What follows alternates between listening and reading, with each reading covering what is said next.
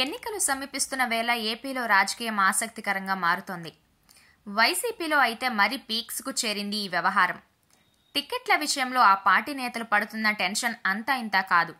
జనాల్లో వ్యతిరేకత ఆరోపణలు ఉన్న ఎమ్మెల్యేలకు జగన్ టికెట్ నిరాకరిస్తున్నారు. వారి స్థానంలో కొత్త ఇన్ఛార్జీలను నియమిస్తున్నారు.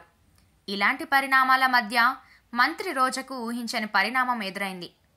ఆమె ఫ్యామిలీపై పుత్తూరు వార్డు కౌన్సిలర్ సంచలన ఆరోపణలు చేశారు. పుత్తూరు మున్సిపల్ చైర్మన్ పదవి అమ్ముకున్నారన్నట్లుగా ఆరోపించారు. పదవి కోసం 40 లక్షలు డిమాండ్ చేశారని చెప్పిన ఆమె, రోజాకు అడిగినన్ని డబ్బులిచ్చినా తమకు పదవి ఇవ్వలేదని, తిరిగి తమ డబ్బులు తమకు ఇవ్వాలన్నా రెస్పాండ్ కావడం లేదని అన్నారు. అయితే ఆ కౌన్సిలర్ సరిగ్గా ఈ సమయంలో ఇలాంటి ఆరోపణలు చేయడంతో ఆసక్తికర చర్చ మొదలైంది.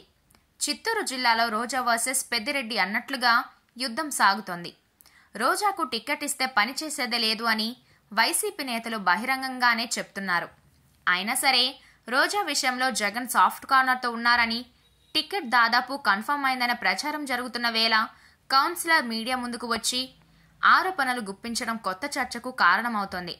రోజాకు టికెట్ ఎగ్గొట్టేందుకు రంగం సిద్ధమైందని కొందరు అంటుంటే, రోజా ప్రత్యర్థి వర్గం తమ వ్యూహాలకు పదును పెంచిందని గుసగుసలు వినిపిస్తున్నాయి. నగరిలో రోజాకు ఏ ఒక్క నేతతోనూ సన్నిహిత సంబంధాలు లేవు అన్నది వైసీపీలో వినిపించే మాట.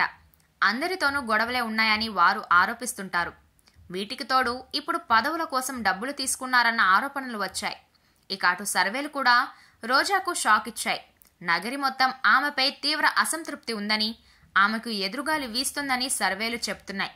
ఇలాంటి టైంలో టికెట్ లేదు అని చెప్పడానికి ఓ బలమైన కారణం కావాలి. అలాంటి అవకాశమే ఇప్పుడు వచ్చిందని వైసీపీలోనే వినిపిస్తున్న మాట.